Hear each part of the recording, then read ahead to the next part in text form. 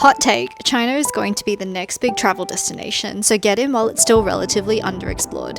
Here's some real talk about all the places we visited, tips, and whether they're worth your time.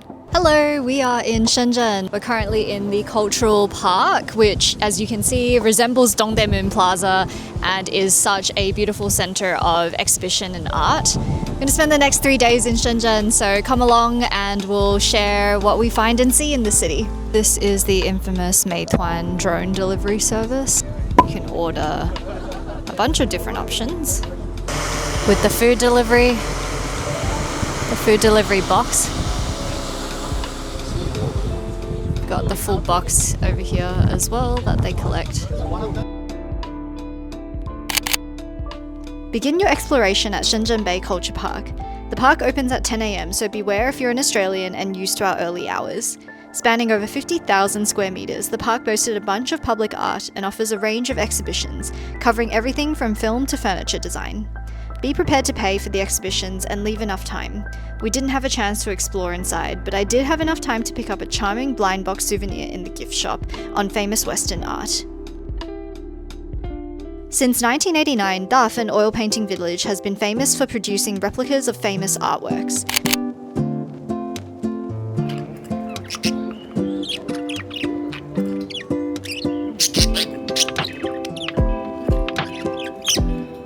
It's an eclectic village of narrow streets filled with small studios that boast a mix of very commercial styles, a mix of Western and Eastern, hyper-realistic paintings including styles clearly modelled off some contemporary pop artists and AI, and also some interesting original specimens, as well as wooden handicrafts and pottery.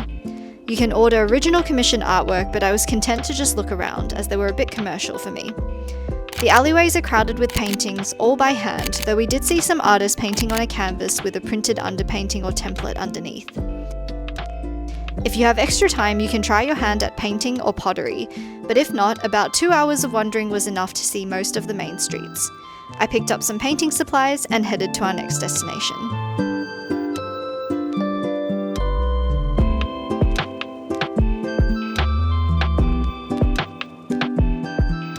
Our Didi dropped us off at Dongmen Old Street, but to call it old was a bit of a stretch. The energy was distinctly modern, a bustling riot of lights and sound, filled with restaurants, street snack vendors, arcades, and shopping. It was loud even in the early afternoon. This is fitting for one of the first commercial streets of Shenzhen with over 300 years of history, but do be warned, it's very intense, so either come here to gawk or actually have a plan for what you're looking for. Follow your local Dianping app to Aoki, a modernized and trendy Jiangxi cuisine diner. I sweated and burned my way through the freshly sizzling spiciness of the 3-cup chicken, or sanbeiji, and cooled off with some chive dumplings. We then explored some of the shopping centers before finding a branch of Jing'er, a Japanese-inspired massage chain that drew us in with its interior design. When in China, a massage and head spa all in one private room with tea and a change of clothes is one of the greatest indulgences, and I highly recommend it for your trip.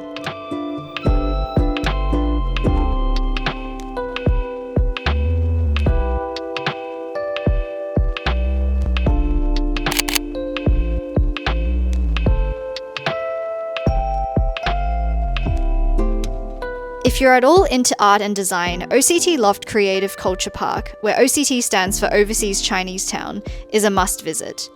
It was a former industrial zone for electronics that was remade into a haven for design and art enthusiasts. The last time I was in Shenzhen in 2012, this place was only just getting completed. Definitely plan to arrive in the early afternoon because nothing is open in the morning. There's a real sense that this space nurtures artistic expression, ranging from tiny market stalls selling handcrafted goods to larger stores selling everything from homewares to cameras to luxury Aesop-esque incense stores.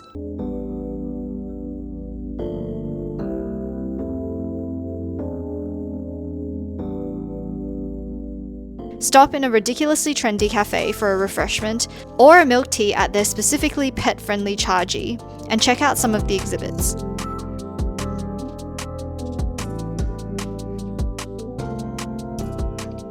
One of my favourites was an exhibition displaying and genuinely selling a huge range of antique homewares from all around the world, and curios, though it was hard to imagine who was taking the 5-metre long canoe home.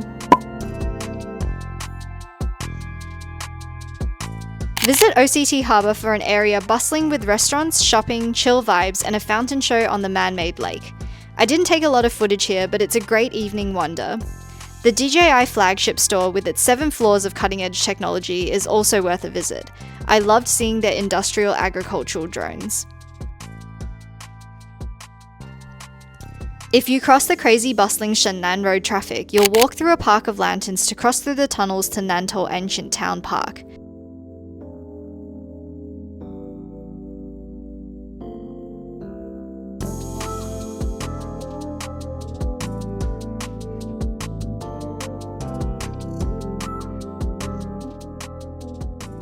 Nantou's history dates back over 1,700 years, and it was once the centre of the Lingnan coastal region.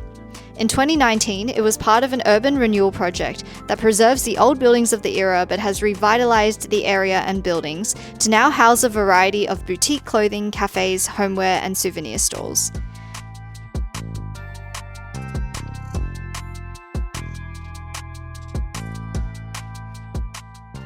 The town borders the gigantic Zhongshan Park, and we only made it to one of the unique public pavilions.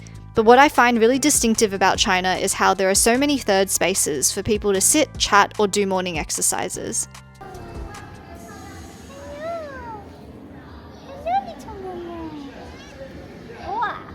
I particularly loved this wooden homeware store that featured a variety of items from furniture to utensils to various storage solutions, and it also had the cutest co-owner, so please check it out.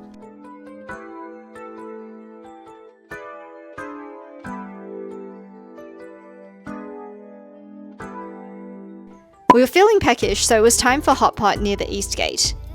I think we only paid about $30 per person for this hotpot package, which included a self-serve sauce station, pre-selected mixed vegetables, and crazy amounts of meat and fried bean curd. I really values the holistic meal experience, so our package also included some fresh noodles for carbs. Now don't get me wrong, Sydney's produce is just as good and fresh, but you really can't beat China when it comes to value for money. They even gave us a toothpick and complimentary fruit for dessert after our meal.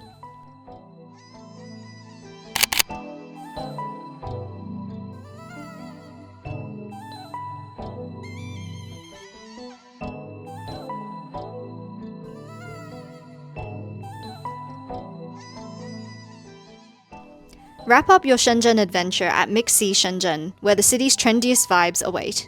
From the iconic inflated elephant to the creepy but intriguing Gentle Monster store, there's plenty to see.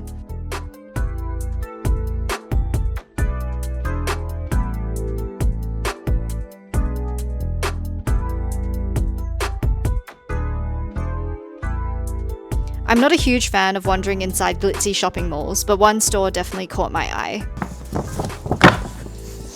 I have done a little bit of damage at the Songmont store. It's mostly going there for curiosity, but I did find something. And because the box is so ginormous, I'm going to do a bit of an unboxing here because I actually don't think I can take this in my luggage. This is the Songmont medium lattice tote. It is inspired by the Kezil Buddha Thousand Grottos stonework. And it's very, very soft woven leather, really good size for just everyday use, including on travels because it can fit like a camera, it can fit my Osmo. And yeah, I fell in love with it in the store mostly because of its practicality. Something that's really cute as well is that it has a little sunglasses holder inside the bag, so you can like dangle your glasses in there. But yeah, it's super slouchy, super spacious, silver hardware, and it even came with this lovely bag chart. Very excited to use it. I will be using this probably for the rest of my trip and giving my honest thoughts about it. The MixC in Shenzhen Bay is spread across a number of areas, but more upscale. The MixC collection, showcasing a variety of lifestyle brands, reminds me a lot of Ginza in Tokyo.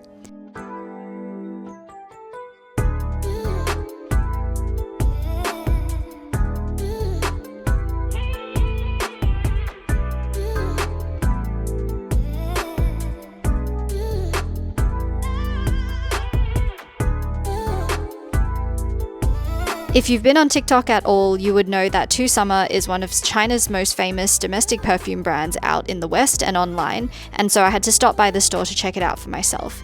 Perfume is so subjective, and surprisingly, I only found a handful of scents that I was really drawn to, but I was happy to have found Rambler Rose, and these are undeniably aesthetic and gorgeous gifts as well.